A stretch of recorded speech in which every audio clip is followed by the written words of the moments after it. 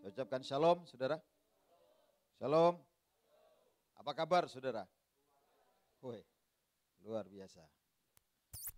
Saudara, hari ini temanya adalah Mezbah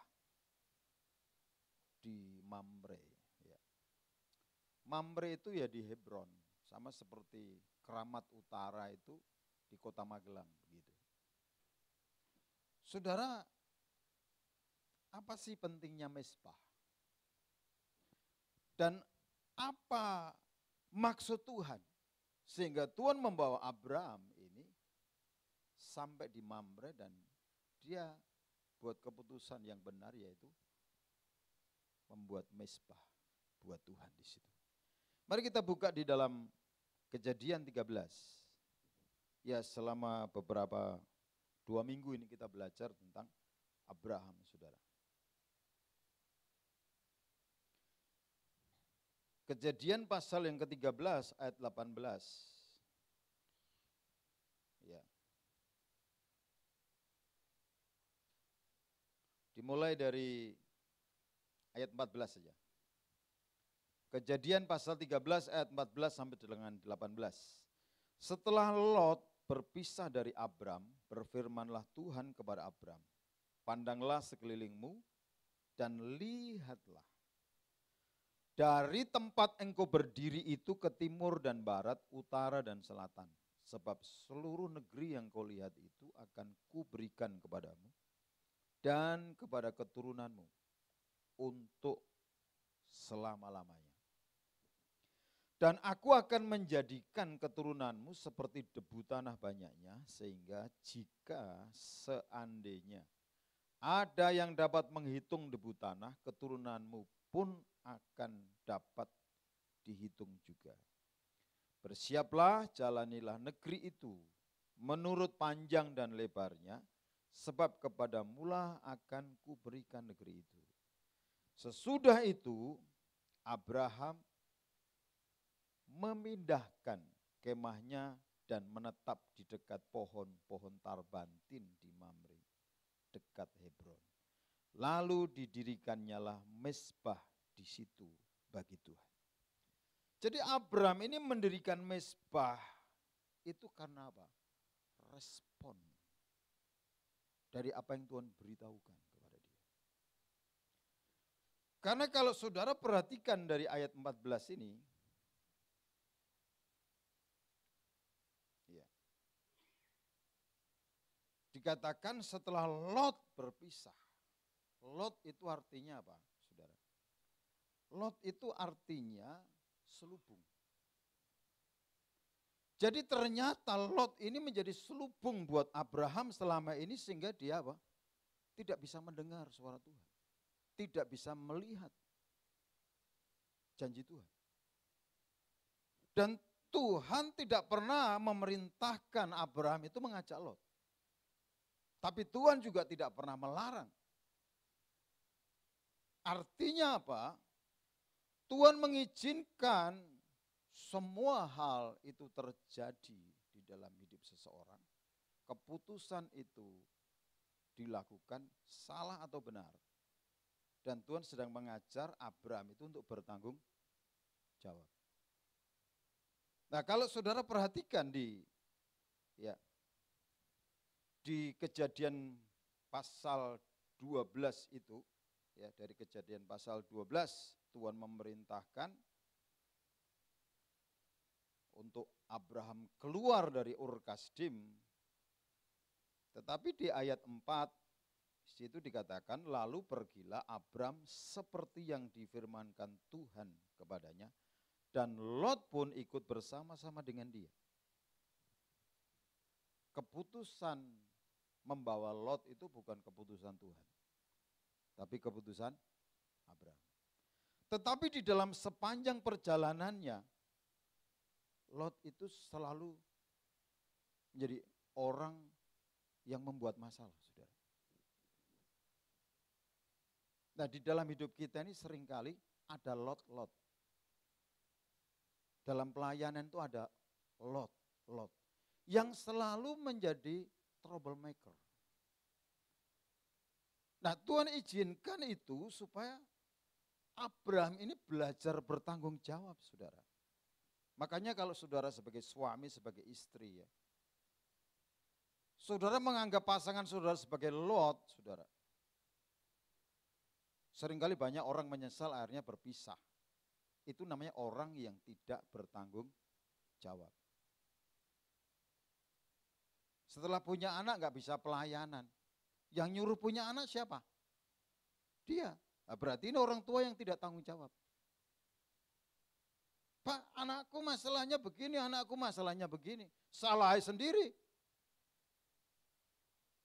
Punya anak, punya pekerjaan, punya tanggung jawab. Ini untuk bertanggung jawab dengan pilihannya, dengan keputusannya, saudara. Bukan menyalahkan Tuhan. Keputusan saudara itu saudara yang harus bertanggung jawab. Sama seperti kalau kita lihat kasus kisah Abraham ini. Di pasal yang ketiga, saudara, ini orang-orangnya Lot berkonflik dengan orang-orangnya Abraham sehingga bahkan terjadi perkelahian, saudara, antara gembala-gembalanya Lot dan gembala Abraham. Saudara ya saudara, tapi aset ya, properti itu bukan saudara. Saya selalu menjaga garis yang tegas ini.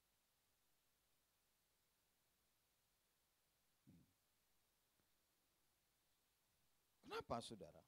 Kalau orang tidak mengerti kisah Abraham ini, saudara, orang sehingga tidak bisa memisahkan. Ini saudara tetap saudara, tetapi harta benda bukan saudara. Di ayat 7 dikatakan, karena itu terjadilah perkelahian antara para gembala Abraham dan para gembala Lot. Ya. Waktu itu orang Kanaan dan orang Feris diam di negeri itu. Ayat 8, maka berkatalah Abraham kepada Lot, janganlah kiranya ada perkelahian antara aku dan engkau dan antara para gembalaku dan para gembalamu. Sebab kita ini kerabat. Kerabat. Nah ini. Kita lihat bagaimana Abraham itu dilatih Tuhan untuk menyelesaikan konflik dengan saudaranya. Konflik anak buahnya sehingga tidak merembet konflik mereka di antara saudara.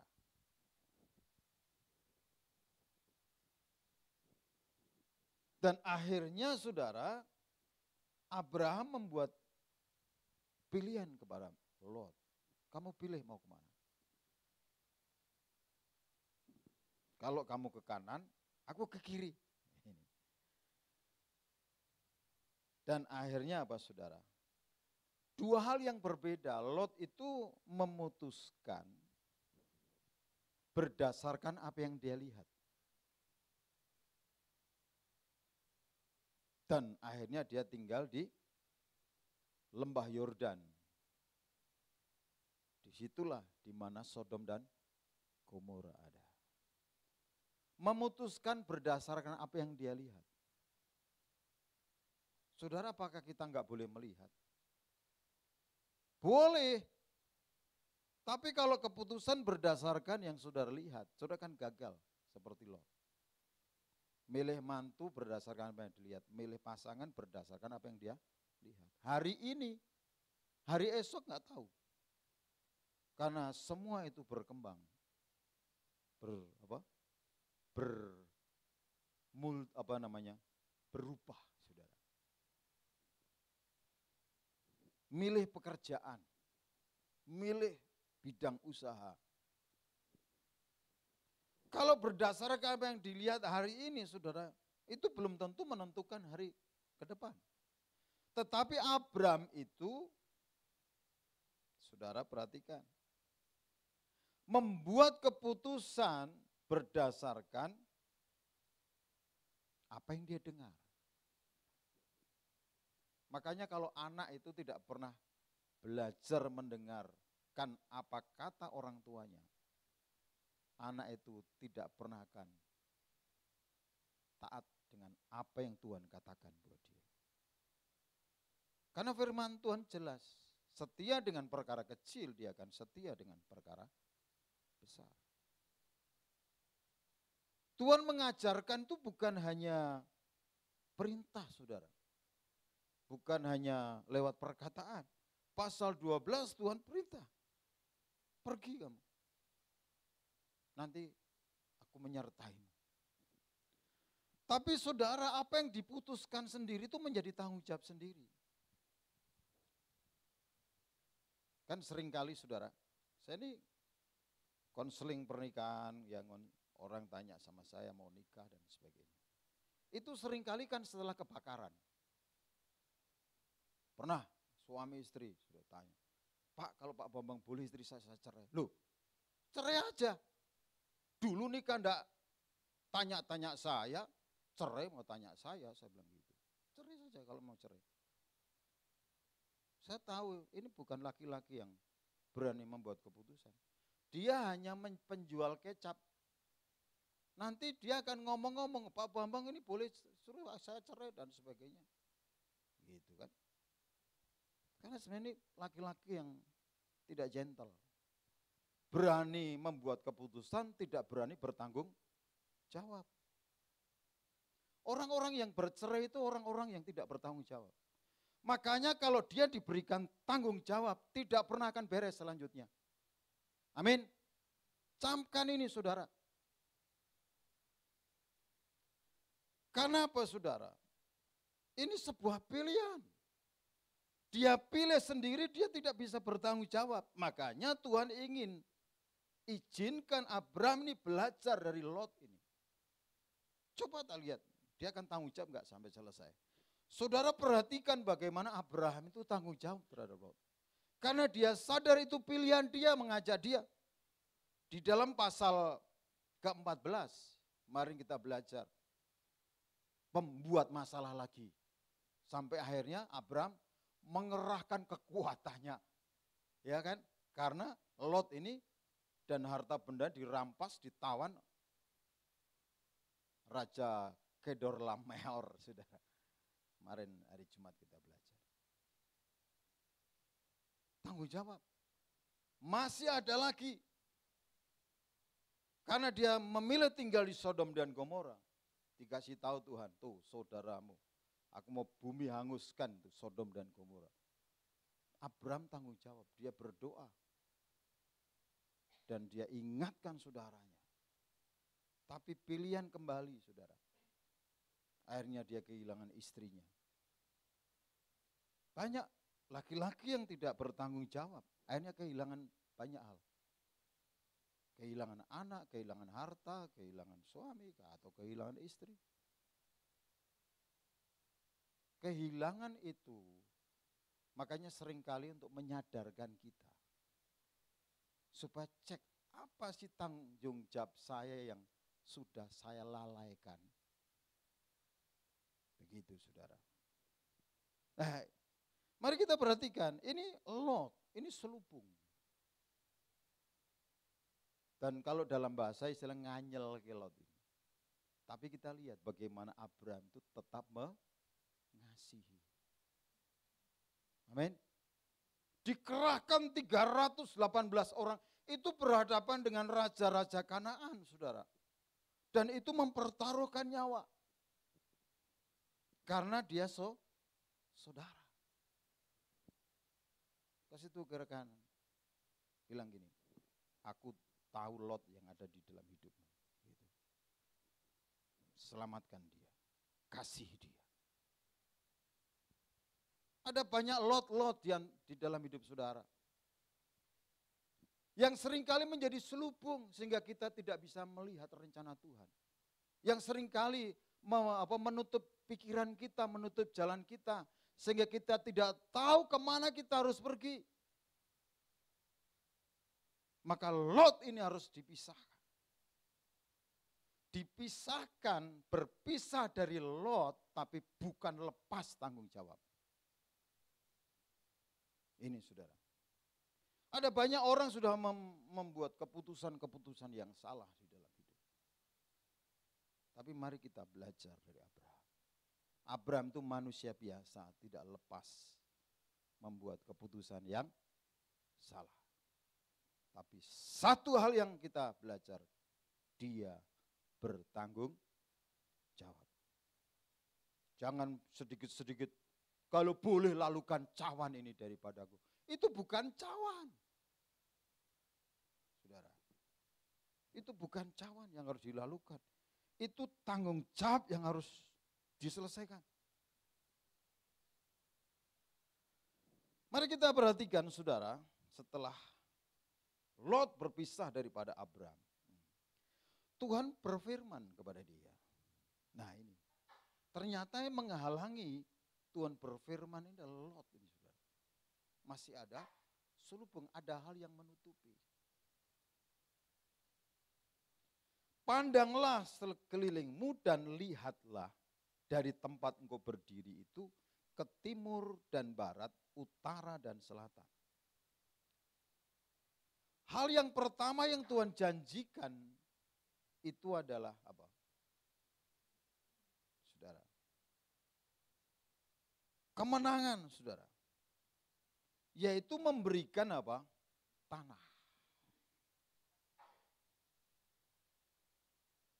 The land and the man, atau the man and the land.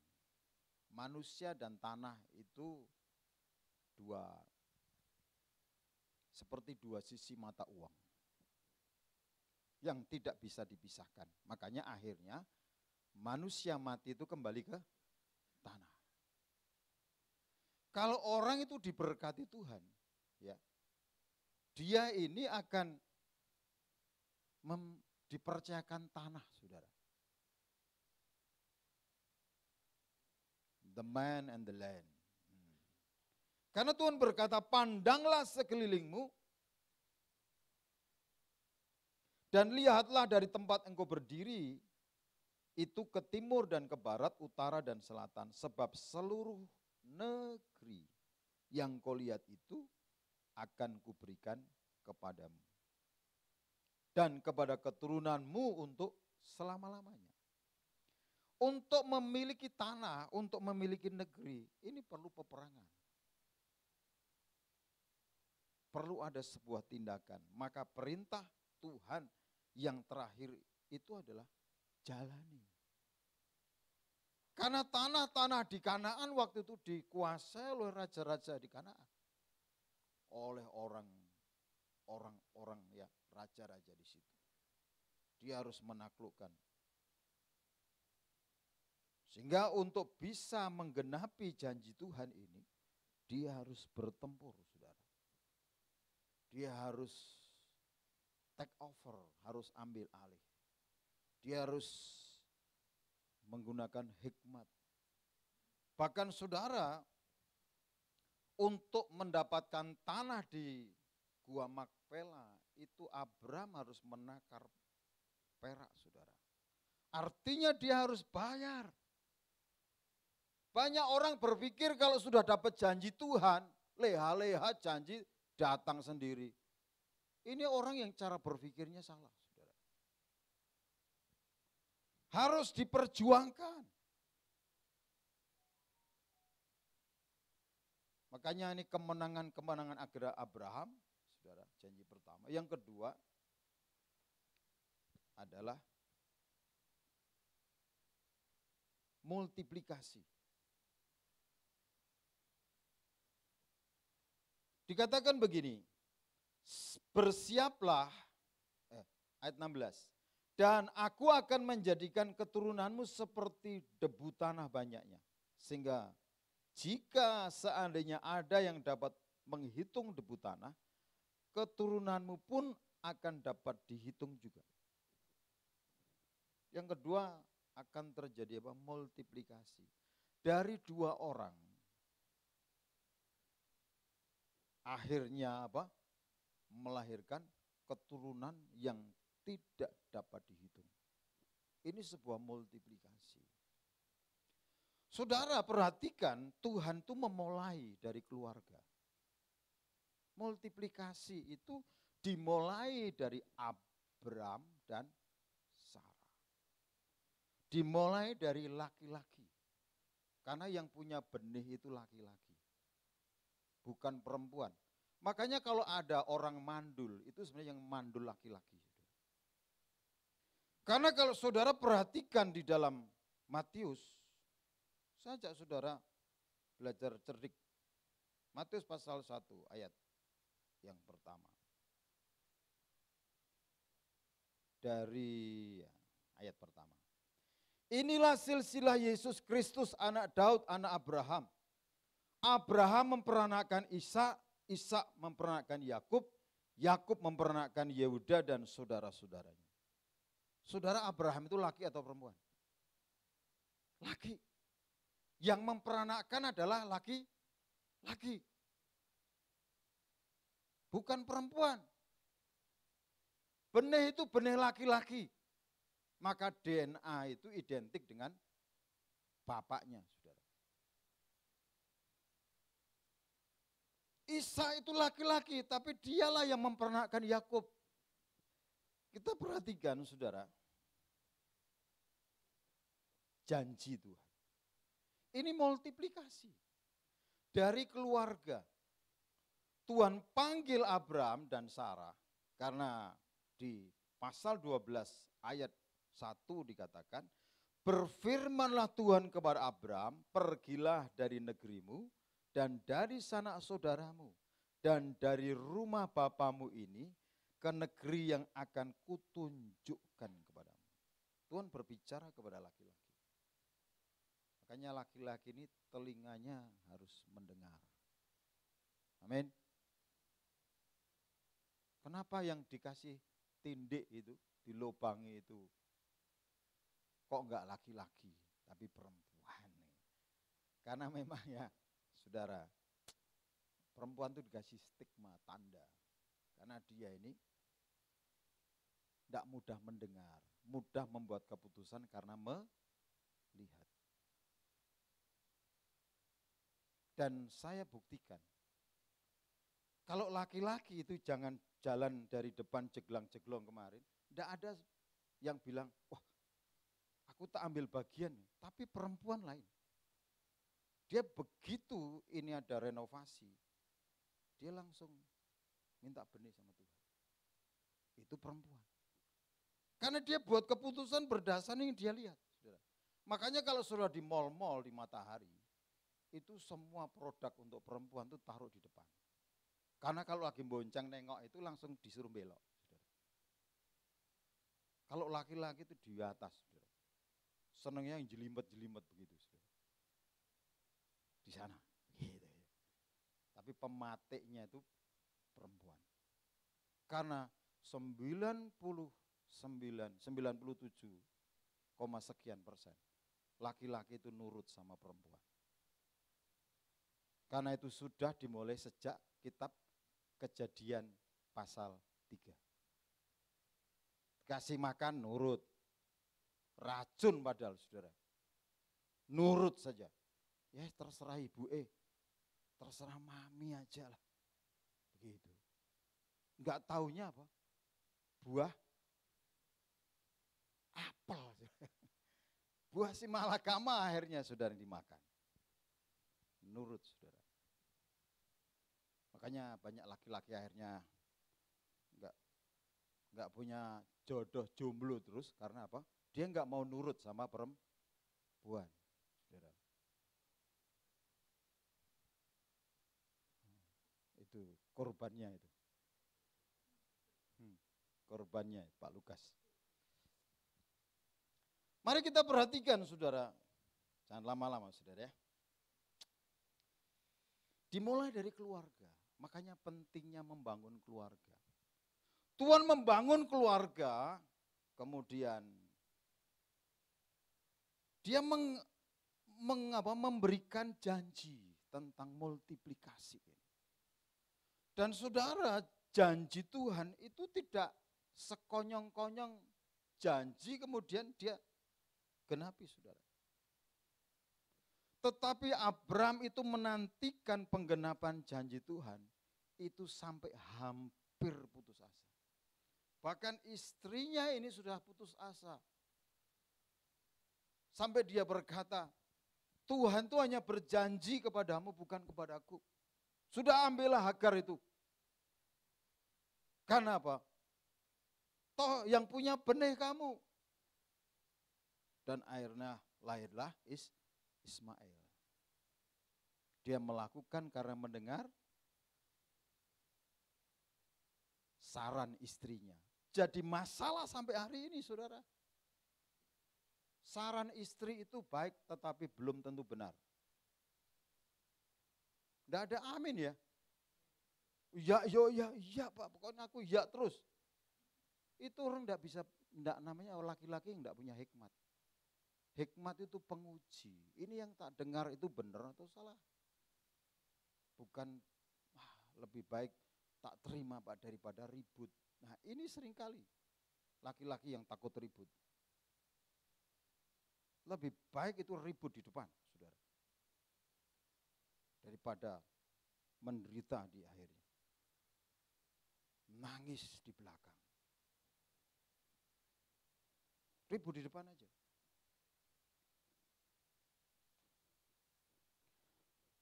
Dari keluarga, saudara.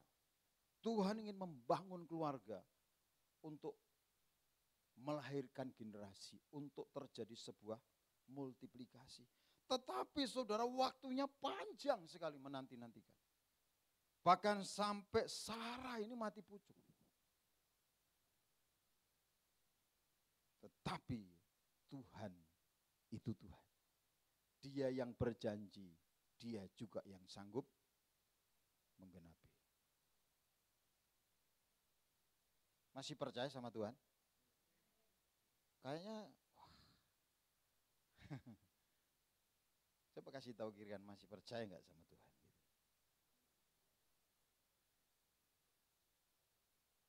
Banyak orang nggak percaya sama Tuhan sehingga jual murah, saudara. Tidak mengerti bahwa kita ini berharga dan mulia. Ini janji yang kedua ini multiplikasi. Dan Tuhan perintahkan di ayat 17 itu bersiaplah. Ini janji, ini artinya tidak pernah akan digenapi tanpa sebuah perjuangan. Tanpa sebuah pertempuran. Abraham melatih diri, melatih orang-orangnya untuk menggenapi janji Tuhan. Tuhan berkata, bersiaplah, jalanilah negeri itu menurut panjang dan lebarnya, sebab kepadamulah akan kuberikan negeri itu. Dia harus punya stamina, dia harus punya kekuatan untuk menaklukkan raja-raja yang ada di Kanaan, saudara. Dia harus punya uang yang cukup untuk ambil alih tanah di Makpela. Tapi apa yang Abraham lakukan? Dia bukan bekerja keras, tapi yang dia lakukan membangun mezbah Tuhan. Dia bukan langsung bergerak, dia membangun mezbah. Karena apa? Kekuatan itu datang dari Tuhan.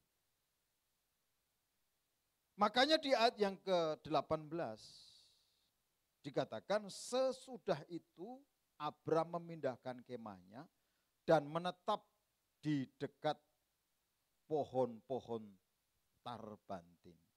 Ya. Tarbantin itu artinya apa sih, saudara? Tarbantin itu dikatakan sebagai pohon kebenaran. Mamre, saudara, mamre itu artinya kuat, teguh. Jadi dia membangun kekuatan supaya memiliki keteguhan hati. Dia bangun mezbah Tuhan di Mamre.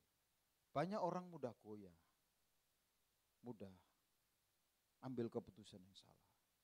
Kayak air di atas daun talas. Seperti ilalang yang gampang digoyangkan angin. Tidak punya ketetapan. Makanya Abraham itu membangun kemahnya itu di Mamre. Supaya apa, saudara? Ini relationship dengan Tuhan itu membuat hati kita ini teguh. Dan saudara kalau lihat di dalam kitab Yosua, itu Tuhan berkata, kuatkan dan teguhkanlah hati.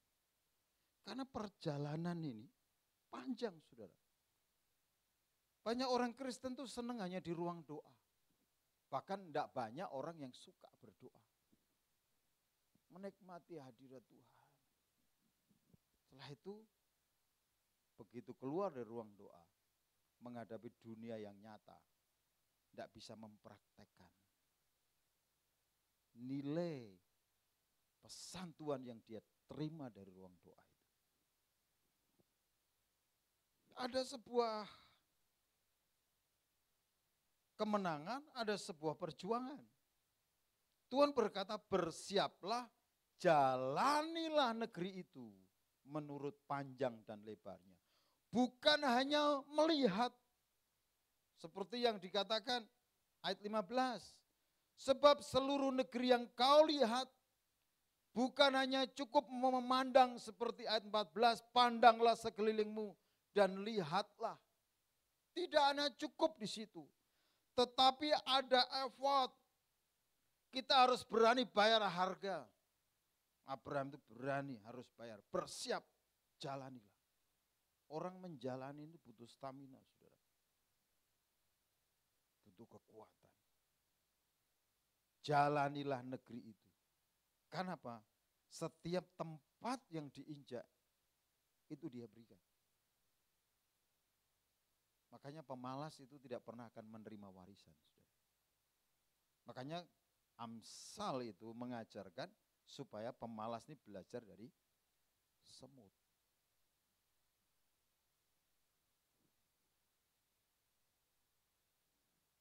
Mamre, teguh, kuat, kokoh.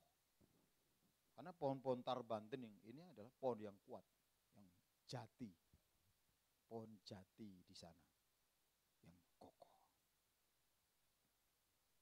Pohon tarbanten itu akarnya ke bawah, sampai menemukan yang namanya batang air.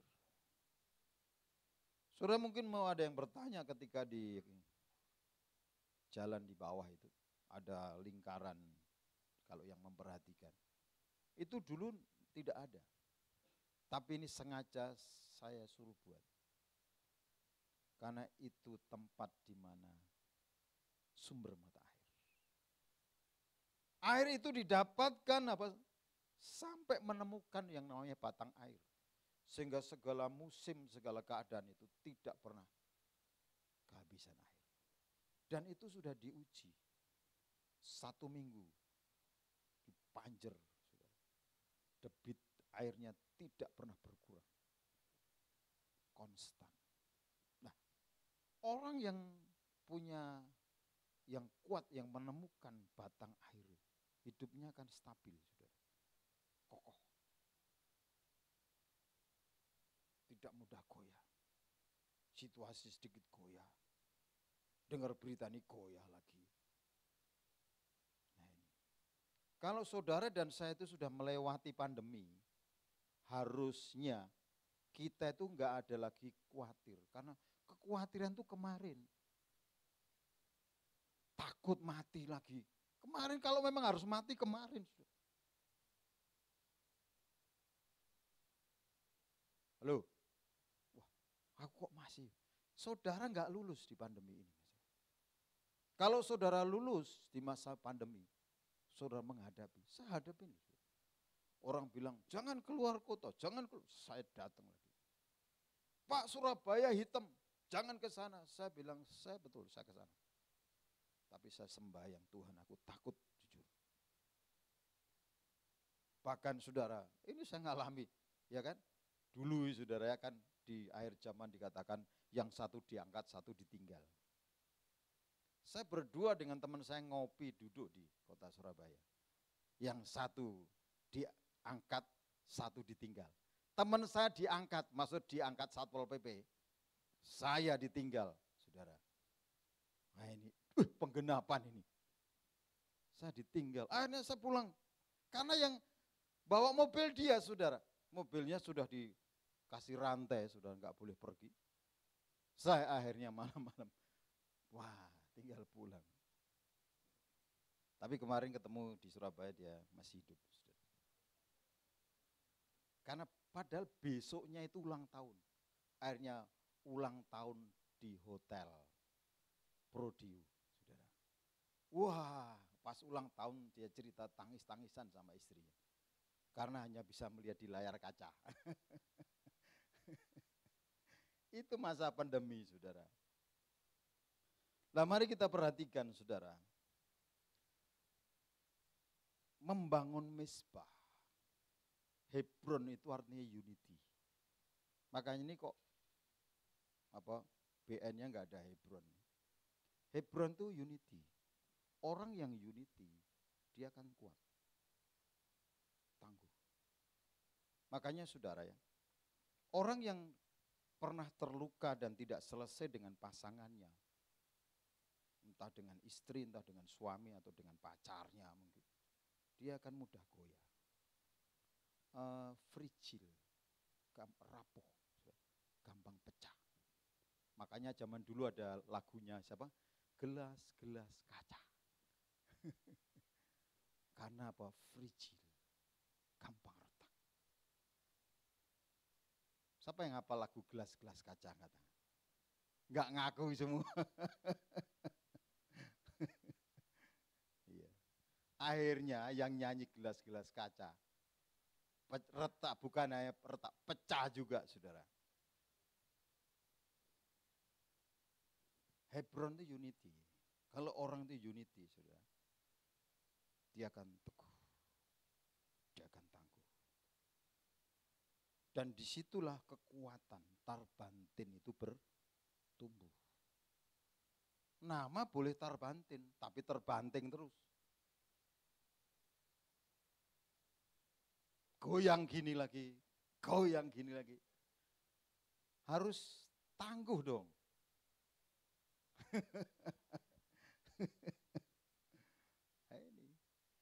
Karena apa? Tuhan janji 2 orang sepakat minta apa saja. Tuhan beri.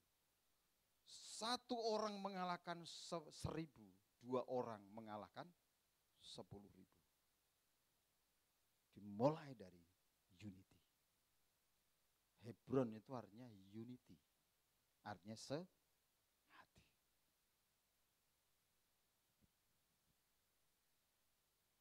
Kenapa? Ini kekuatan, saudara. Untuk bisa menjalani, untuk bisa menyelesaikan, untuk bisa menggenapi janji Tuhan, Abraham ini berjuang. Karena apa? Saudara, di dalam pasal-pasal berikutnya bagaimana Tuhan menggenapkan janjinya itu, Abraham ini berjuang mengalahkan raja-raja. Lewat menolong Lot, dia bisa mengerti dan kita bisa tahu bagaimana Abraham itu punya kekuatan. Orang-orang yang submit, orang-orang yang setia. Lewat masa yang panjang penggenapan janji akan kelahiran Ishak. Saudara, itu perjalanan air mata loh, saudara. Sampai Sarah saja ketika malaikat datang gak percaya. Namanya dulu Sarah. Tapi karena setelah itu jadi Sarah, ibu banyak bangsa. Akhirnya apa? Dia gak percaya. Itu artinya saudara, perjalanan panjang itu membuat dia skeptis. Dan banyak orang-orang jadi dingin ya, frigid, dingin dengan Tuhan. Ibadah ya gampang lah, yang penting minggu kelihatan mukanya. Nanti terlambat ya udah apa-apa. Itu orang yang sudah dingin dengan Tuhan. Kenapa? Mungkin janji-janji Tuhan sudah nggak pernah lagi digenapi. Kenapa? Karena dia nggak percaya. Masalah terus bertubi-tubi. Ini masa, ya kalau saudara lihat usia penggenapan janji terhadap janji Tuhan terhadap Abraham itu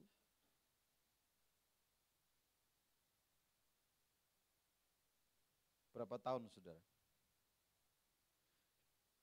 Abram itu berangkat dari Ur Kasdim itu usianya 75 tahun.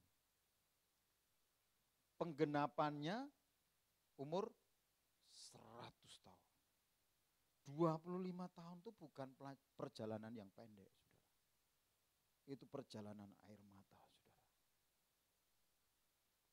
Dan kalau minggu lalu saudara ikut nonton filmnya Abraham, itu selalu flashback. Selalu banyak flashback. Kenapa?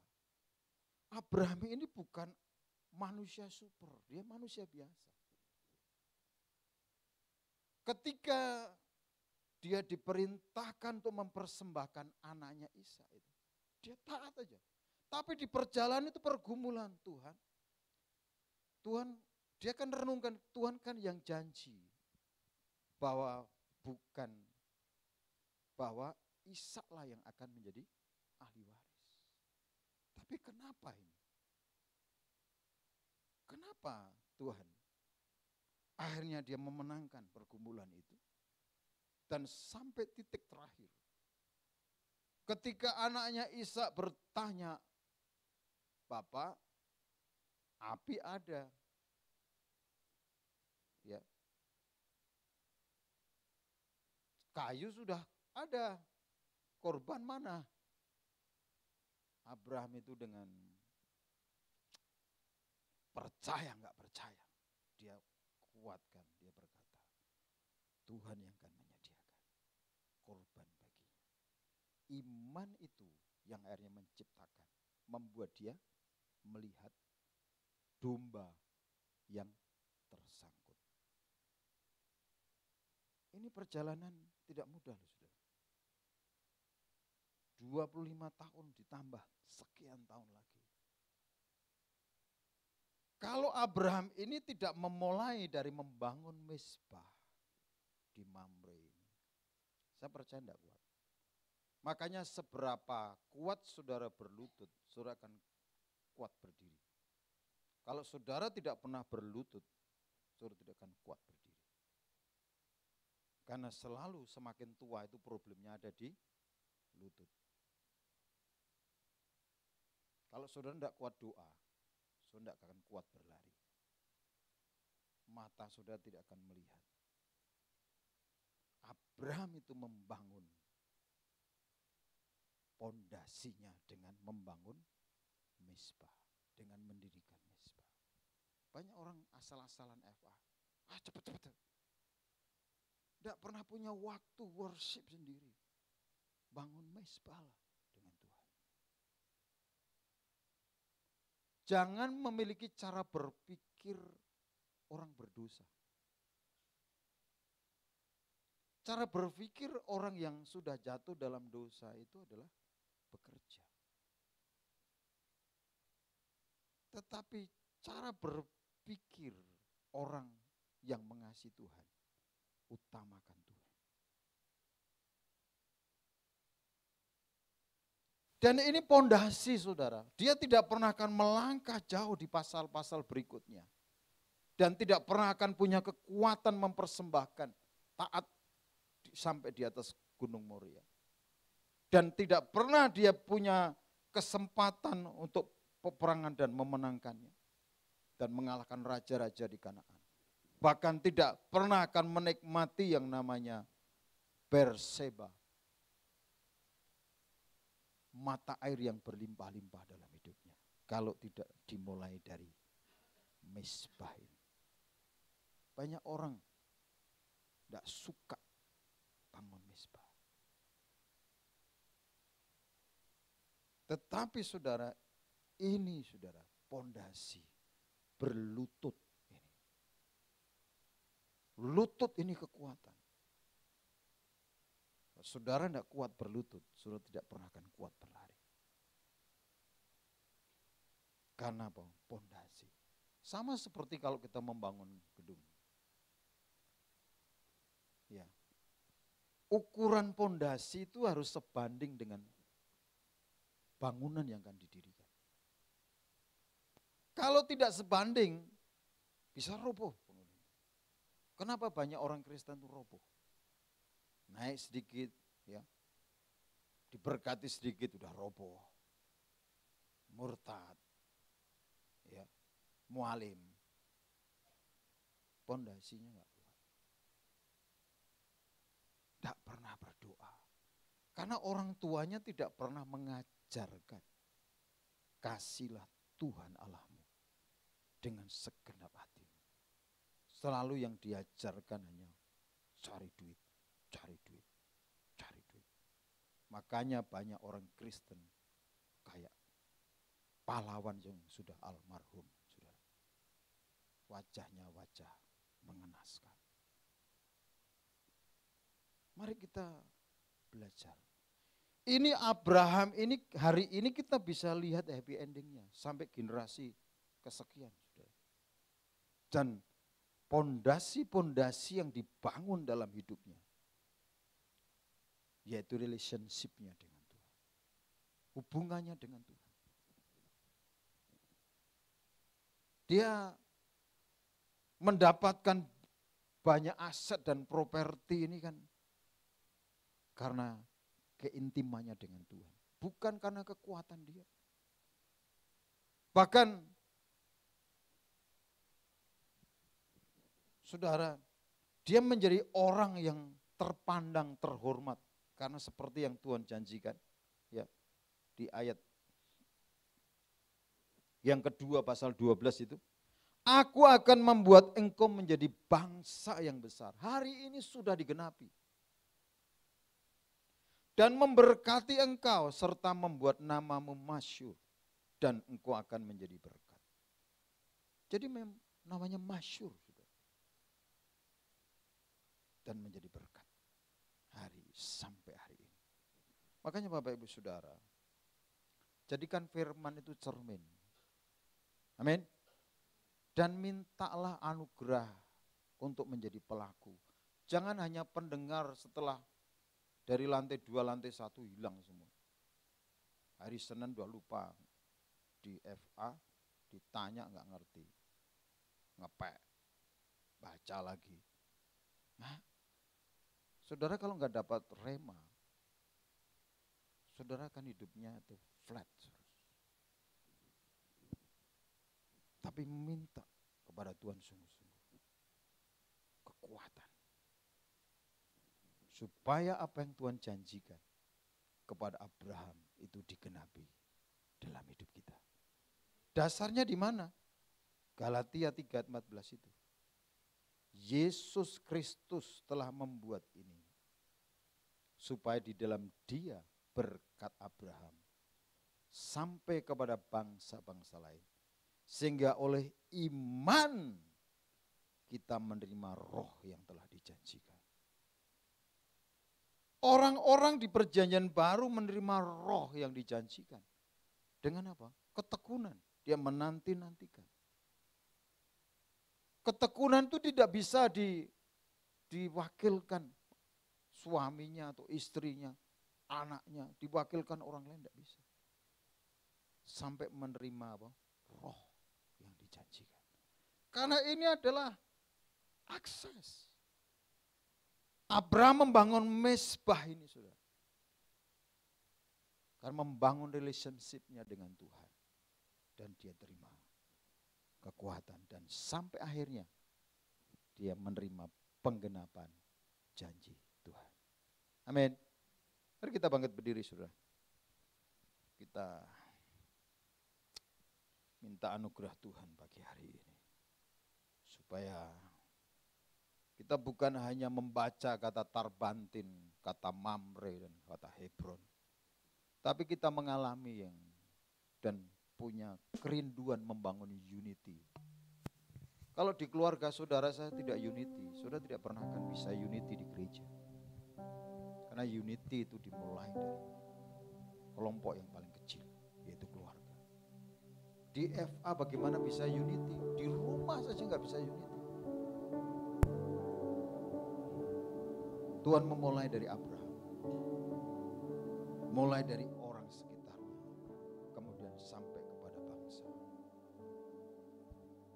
Ku hidup karena percaya, Kau yang berjanji setia,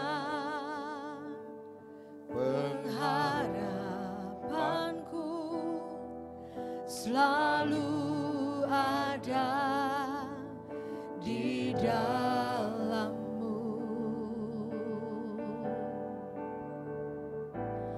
Ku tidak akan menyerah meski dalam kesesakan. Seluruh hidupku dalam genggaman-Mu. Mari katakan sama-sama. Aku punya Tuhan yang besar, yang telah berjanji dan sanggup menggenapi.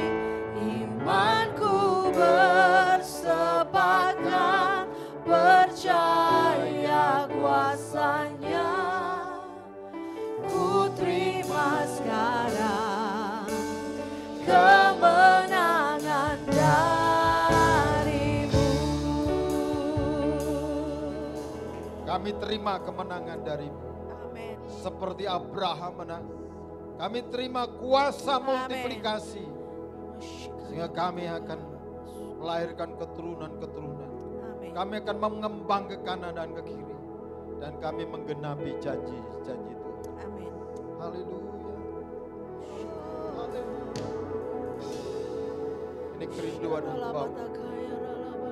Genapkan seluruh perjanjian-Mu pada umat. Yes, Lord. Umat yang telah Kau tebus sendiri. Kau telah sucikan dan kuduskan dengan darah. Ya Tuhan. Kau telah bayar dengan lunas dengan darah. Haleluya. Oh rabata kasih. Mari milikilah iman. Punya iman. Kau alami kesembuhan.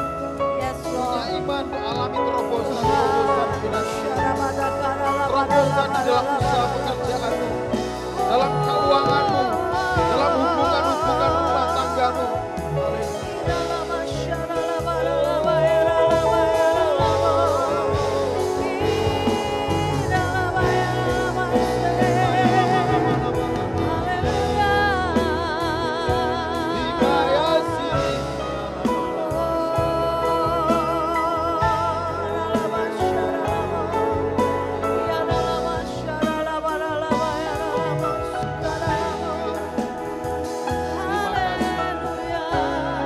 Kau Tuhan yang ajaib, Tuhan yang perkasa, Tuhan yang sudah menggenapi janji-janji-Mu dalam hidup kami.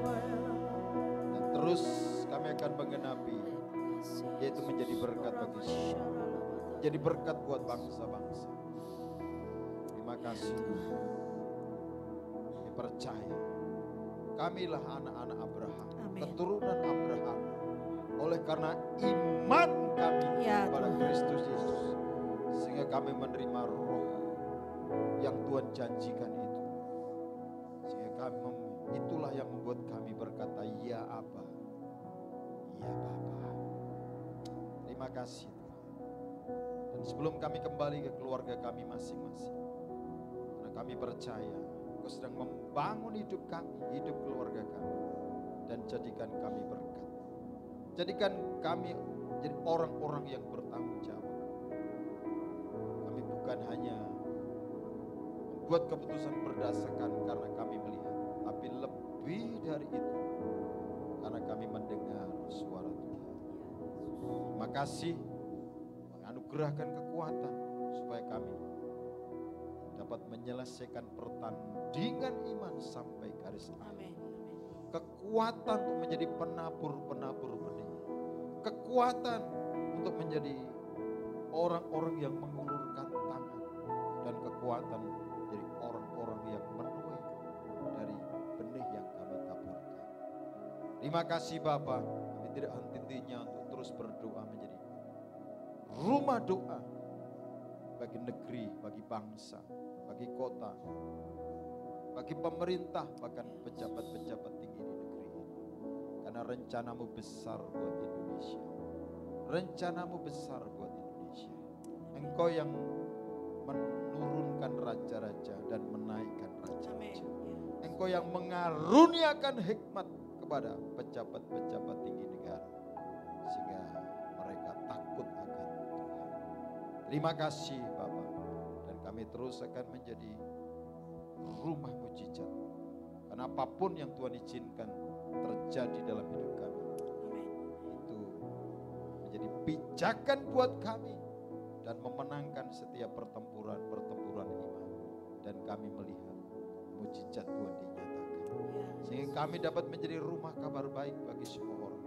Menceritakan bagaimana kebaikan-kebaikan Tuhan. Bagaimana Tuhan memulihkan hidup kami. Menyembuhkan kami. Dan bagaimana Tuhan memberkati keluarga kami. Terima kasih, terima kasih. Mari Bapak Ibu Saudara, sebelum pulang angkat kedua belah tanganmu dan arahkan hatimu.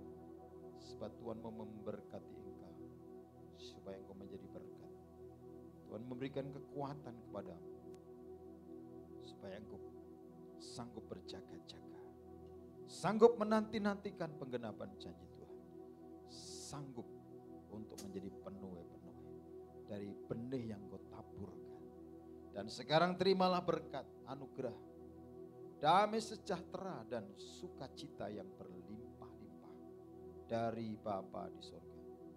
Kasih sayang Tuhan Yesus Kristus yang sudah Dia buktikan dengan darah yang dicurahkan bagimu.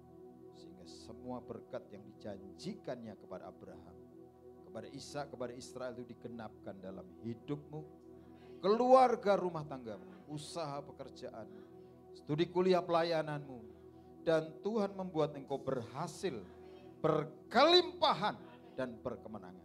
Jangan seorang pun tawar hati, gentar atau takut, tetapi percayalah. Roh Kudus menyertai kita semua mulai hari ini bahkan sampai selama-lamanya. Sampai Tuhan datang kembali dan membawa kita masuk dalam kemuliaan yang kekal. Haleluya. Di dalam nama Tuhan Yesus Kristus yang percaya diberkati. Sama-sama berkata, Amin. Amin. Tuhan Yesus Aku memberkati. punya Tuhan yang besar.